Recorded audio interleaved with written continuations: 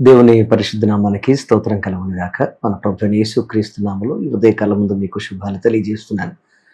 ప్రత్యేకంగా దేవుడు మనకు అనుగ్రహించిన ఈ ప్రత్యేకమైన సమయంలో దేవుడిచ్చిన అద్భుతమైన వాగ్దానాన్ని మనం ధ్యానం చేద్దాం.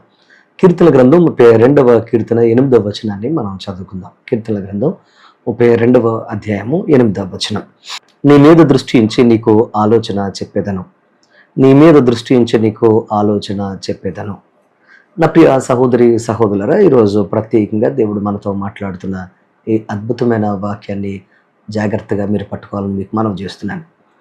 ఈరోజు ఎవరైనా మనల్ని చూస్తే బాగుండు, ఎవరైనా మనకు సహాయం చేస్తే బాగుండు, ఎవరైనా సరైన సందర్భంలో సరిగా నన్ను గైడ్ చేస్తే బాగుండని ప్రతి ఒక్కరూ కోరుకుంటారు. ఎందుకనంటే చాలా సందర్భాల్లో చాలా భయంకరమైన పరిస్థితులు మనం అనుభవించడానికి గల కారణం ఏంటంటే సరైన గైడెన్స్ లేకపోవడం, సరిగా మనల్ని నడిపించేవారు లేకపోవడం వలన మనం సర్వసాధారణంగా ఫెయిల్ అవుతూ ఉంటాం.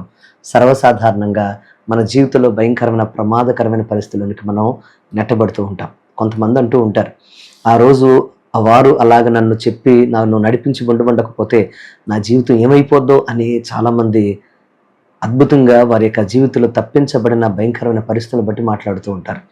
అలాగే చాలామంది తల్లిదండ్రులు కూడా చెప్తూ ఉంటారు. ఎందుకంటే వివాహాల విషయంలో పిల్లలు సరిగా నిర్ణయాలు తీసుకోలేనప్పుడు చెప్తూ ఉంటారు, లేదు నీకు తెలియదు, భవిష్యత్తు నీకు అనుకున్నట్టుగా ఎలా ఉండదు, నీ జీవితంలో ఈ విషయంలో నువ్వు తప్పు చేయొద్దు, ఇక్కడ ఈ నిర్ణయం తీసుకోవద్దని చెప్తూ ఉంటారు.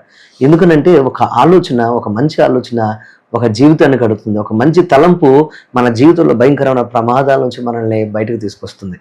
ఈరోజు నా ప్రియ తమ్ముడు, చెల్లి, ప్రియ సహోదరి సహోదరుడా, నాకెవరున్నారండి? నాకు ఎవరు లేరు. అటు తల్లిదండ్రులు కావచ్చు, ఇటు కట్టుకున్నవారు కావచ్చు, లేకపోతే ఇటు కన్నవారు కావచ్చు, లేకపోతే నా జీవితంలో సరైన స్నేహితులు కావచ్చు, నాకు ఎవరు లేరండి. ఎప్పుడు కూడా నా జీవితంలో ఒంటరి పోరాటం చేస్తున్నాను. భయంకరమైన బాధ, వేదన, అవమానకరమైన పరిస్థితులు తప్ప నా జీవితంలో సుఖవంతమైన, సమృద్ధికరమైన, ఆశీర్వాదకరమైన పరిస్థితులు నాకు లేవండి అని ఒకవేళ మీరు బాధపడుతూ ఉంటే ఈరోజు దేవుడు నీతో మాట్లాడుతున్నాడు.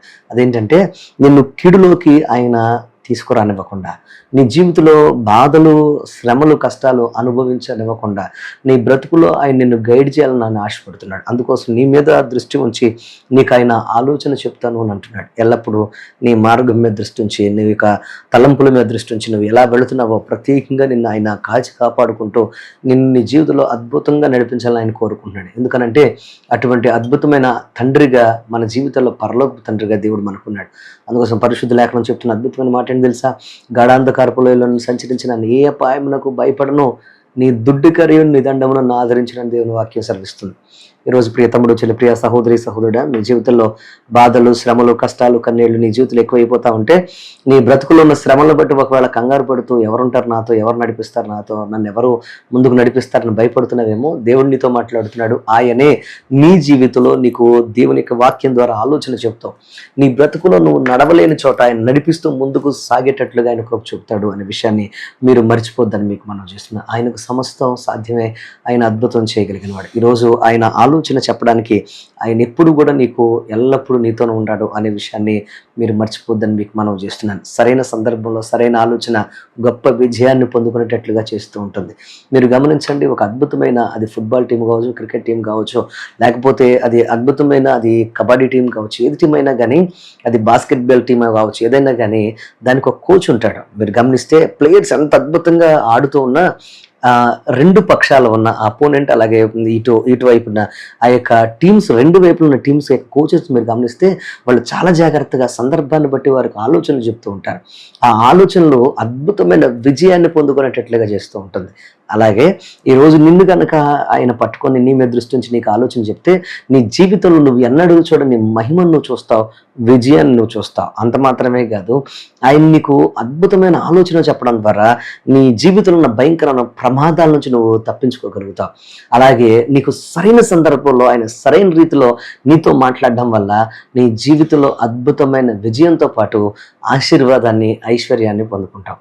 కీడులో పడకుండా కీడును తప్పిస్తూ నీ జీవితంలో అద్భుతం చేయగలిగిన దేవుడు ఈరోజు నీతో మాట్లాడుతున్నాడు. కంగారు పడొద్దు, బాధపడొద్దు. నాకెవరున్నారండి, నన్ను ఎవరు పట్టుకుంటారండి, నన్ను ఎవరు నడిపిస్తారని కంగారు పడకుండా నిండు మనసుతో చేతులు ఎత్తి, లేకపోతే నీ యొక్క జీవితంలో చేతులు జోడించి ప్రార్థన చేయడం మొదలుపెట్టి, దేవా నీవే నాకు సహాయం, నీవు తప్ప నాకు క్షేమ ఎక్కడ ఉంది ప్రభా, నీవు నడిపిస్తే మేము నడుస్తామయ్యా అని నువ్వు ఎప్పుడైతే ఆయన సన్నిధిలో ఆయన పాదాలు పట్టుకోగలుగుతావో నీ జీవితంలో ప్రతి దినము ఒక విజయకరమైన దినంగా ఆయన మారుస్తాడు.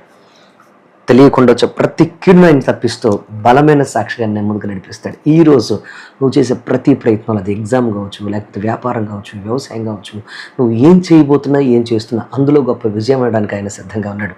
సో నీ చేతిని ఆయన చేతిలోకి తీసుకొస్తే నువ్వు అద్భుతం చూస్తావు. Let's pray. ఈరోజు ప్రార్థన ద్వారా మనం ఆయన అడుగుదాం. మా పరమ తండ్రి నీకు వందనాలు స్తోత్రాలు. ఈరోజు ప్రత్యేకంగా ఎంతమంది అయితే ఈ యొక్క ప్రార్థనలో ఏకీభవిస్తున్నారు వారందరినీ మీరు జ్ఞాపకం చేసుకోండి. కృపగలగా కరుణ కలిగిన హస్తాలకు అప్పగిస్తుండగా యేసు నామములో ఒక అద్భుతం జరుగునుగాక.